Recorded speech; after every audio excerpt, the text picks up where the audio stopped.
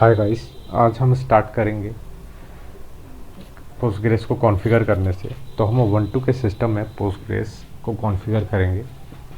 ठीक है, तो जो पोस्टग्रेस है वो एक तरह का ट्रेडिशनल डेटाबेस है।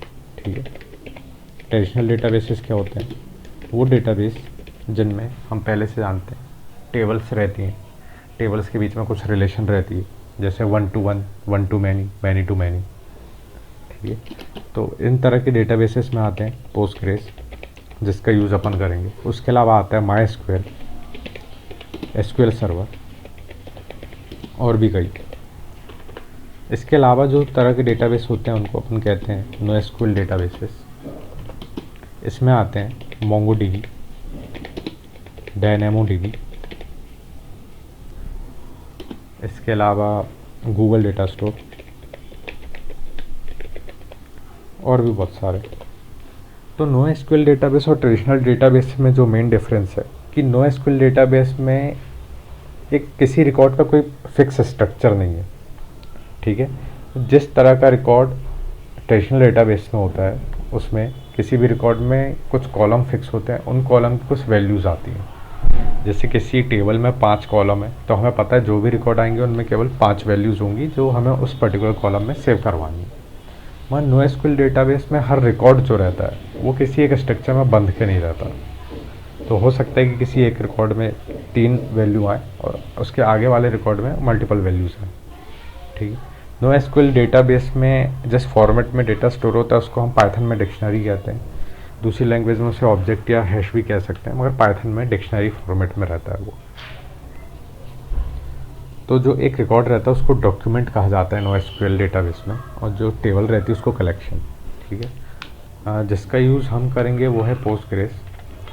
किस तरह के डेटाबेस का यूज़ करना चाहिए, किस तरह की एप्लीकेशन में, ये आप सर्च कर सकते हैं गूगल पे और समझ सकते हैं।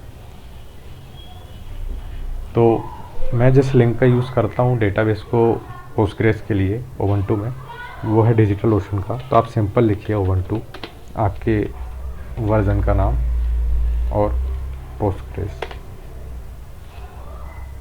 ठीक है, उबंटू के हर वर्जन के लिए डिजिटल ओशन ने पोस्टग्रेस कैसे इंस्टॉल किया जाए ये ट्यूटोरियल बना के रखे हुए हैं। ठीक है, तो सबसे पहले आप अपने सिस्टम की लाइब्रेरी अपडेट कर लो इससे, और उसके बाद जो भी पोस्टग्रेस से रिलेटेड लाइब्रेरी है वो अपने सिस्टम में डालो। इन 2 कमांड चलाने के बाद आपके सिस्टम में पोस्टग्रेस इंस्टॉल हो जाएगा, और इस कमांड से आप पोस्टग्रेस का यूज़ कर सकते हो। इसके बाद आप PSQL लिखो।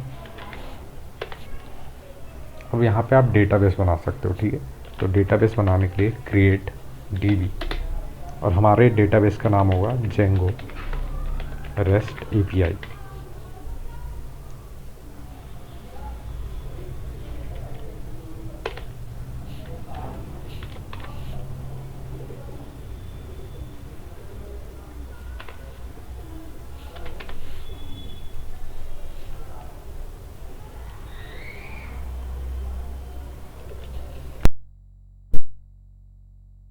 Create database Django rest API।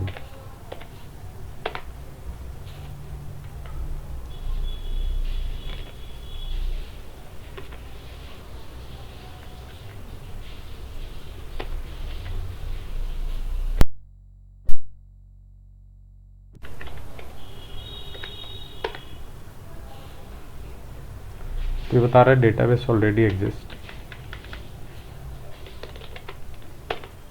ये हमने दूसरे नाम का बना लिया। ठीक है, इस तरह से आप डेटाबेस बना सकते हो, क्रिएट फिर डेटाबेस और आपके डेटाबेस का नाम।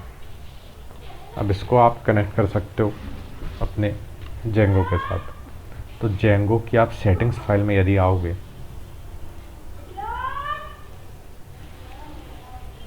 तो आपको जाना पड़ेगा सबसे पहले रेस्ट API फोल्डर में, फिर settings.py।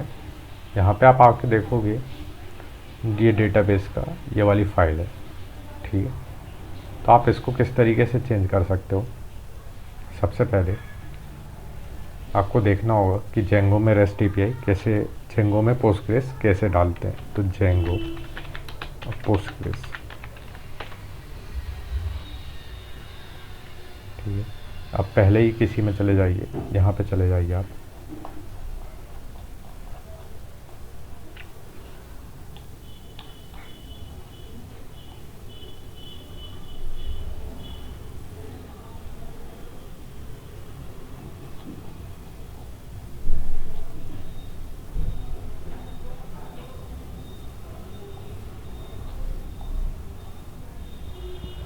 आपको ये सेटिंग अपने डेटाबेस से रिप्लेस कर देनी है, ठीक है। तो सेटिंग के अंदर जो ये पूरा सेक्शन है, इसको आप रिप्लेस कर दो इस सेक्शन से। अब इसमें जो नेम है वो ये है, जहाँ पे आपको चेंज करना है वो ये फील्ड्स हैं। इसको आप चेंज करके अपने टेबल डेटाबेस का नाम लिख दो। आपके डेटाबेस का नाम है जेंगो रेस्ट एपीआई।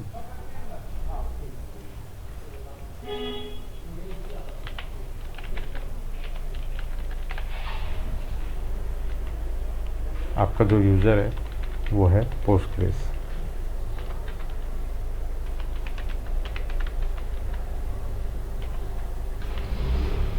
जो मेरे सिस्टम में मैंने पासवर्ड रखा है वो मैंने रखा है रूट। होस्ट है आपका लोकल होस्ट, क्योंकि ये जो डेटाबेस है ये आप ही के सिस्टम पे। कई बार ऐसा होता है कि आपका डेटाबेस किसी और सिस्टम पे है, तब आपको होस्ट में उसका एड्रेस डालना होता है। और बाय डिफ़ॉल्ट पोस्टग्रेस जिस पोर्ट पे चलता है वो है 5432, ठीक है। अब आपको वो कमांड चलानी है Python manage py run server. यदि वो सही चल रही है तो मतलब ये आपकी कॉन्फ़िगरेशन सही है, ठीक है। वो रन करके देखते हैं।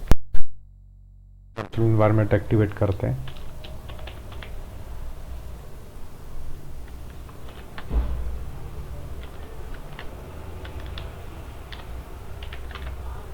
हमारे वर्चुअल इन्वायरमेंट का नाम है env, तो .env bin activate,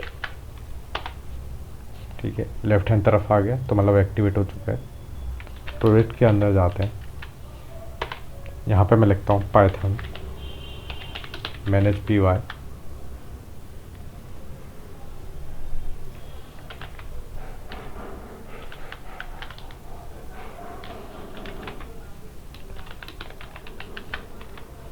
Python manage py run server.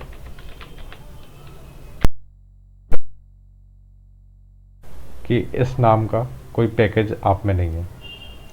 अब जो ये पैकेज होता है ये पोस्टग्रेस को जेंगो से कनेक्ट करने में मदद करता है, ठीक है। तो इसके लिए हम इसको इंस्टॉल करते हैं। Ctrl+C दबाइए और लिखिए यहाँ पे पिप इंस्टॉल इस पैकेज का नाम और डैश बाइनरी। ये पैकेज इंस्टॉल हो जाएगा। अब आप इसको रन कर सकते हैं।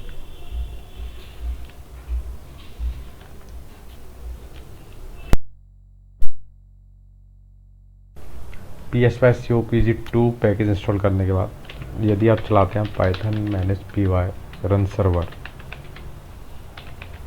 अगर ये सब सही चल जाता है तो मतलब आपका डेटाबेस से कनेक्शन हो चुका है, ठीक है। अब ये वाली कमांड हमने पिछली बार भी देखी थी। पाइथन मैनेज py माइग्रेट करने पे डेटाबेस क्रिएट हो गया था, क्योंकि अब हमने नए डेटाबेस के साथ कनेक्शन किया है जो कि पोस्टग्रेस है, तो हमें ये माइग्रेशन फिर से रन करने पड़ेंगे, ठीक है। तो ये कमांड हमको यहीं पे दी हुई है, इसी को कॉपी पेस्ट करता हूँ मैं, ठीक है। अब इसने नए डेटाबेस में एंट्री कर दी है, ठीक है। अब मैं करता हूँ Python manage py run server, ठीक है। अब मैं इस लिंक पे जाऊँगा तो मेरे को, ठीक है, अब कनेक्शन हो चुका है। तो इस वीडियो में हमने देखा कि पोस्टग्रेस के साथ कैसे हम कनेक्ट कर सकते हैं। इसको एक बार मैं रिपीट करता हूँ। सबसे पहले जो आपकी settings.py फाइल है उसमें आपको डेटाबेस वाले सेक्शन में ये वाला कोड रिप्लेस कर देना है, ठीक है। इसमें जो चीज़ हमें चेंज करनी रहती है, तो आपके डेटाबेस का नाम जो कि हमने जेंगो रेस्ट एपीआई रखा, आपके डेटाबेस के यूज़र का नाम पोस्टग्रेस यूज़र हमें बाय डिफ़ॉल्ट बना के देता है, मगर हमें वो पासवर्ड नहीं बना के देता। तो यदि आप देखना चाहते हैं कि किसी यूज़र में हम पासवर्ड कैसे क्रिएट करते हैं, तो इसके लिए मैं आपको बता देता हूँ।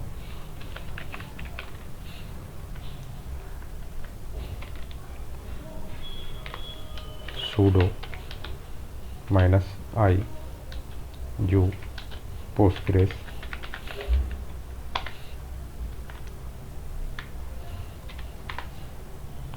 ठीक है, PSQL,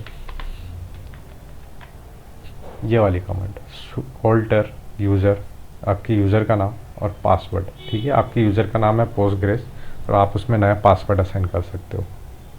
ठीक है, जैसे एग्जांपल के लिए मैं आपको करके बताता हूँ।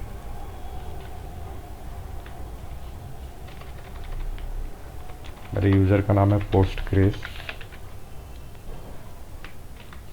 इसका पासवर्ड भी मैं वापस से चेंज करके पोस्टग्रेस ही रख देता हूँ।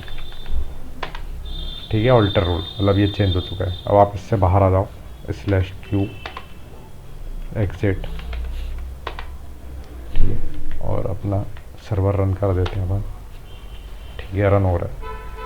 तो आप यहाँ पे जो भी आपने पासवर्ड चेंज किया वो रख दो। लोकल होस्ट आपको रखना पड़ेगा। लोकल होस्ट जब आपके ही मशीन पे आपका डेटाबेस है तो लोकल होस्ट आता है, नहीं तो आपको उस मशीन का एड्रेस देना पड़ेगा जहाँ पे डेटाबेस होगा। और जो पोस्टग्रेस है वो 5432 पोर्ट पे चलता है। इस तरीके से आप इसको कनेक्ट कर सकते हो। ठीक है, तो अब जो भी चीज़ें आपकी जेंगो की सेव होंगी वो इस डेटाबेस में होंगी। तो इस वीडियो में हमने देखा कि कैसे हम पोस्टग्रेस को कॉन्फ़िगर करते हैं। अगले में हम अपने नए कनेक्टेड डेटाबेस में न्यू टेबल बनाएंगे। ठीक है, तो मिलते हैं अगले लेक्चर में। बाय।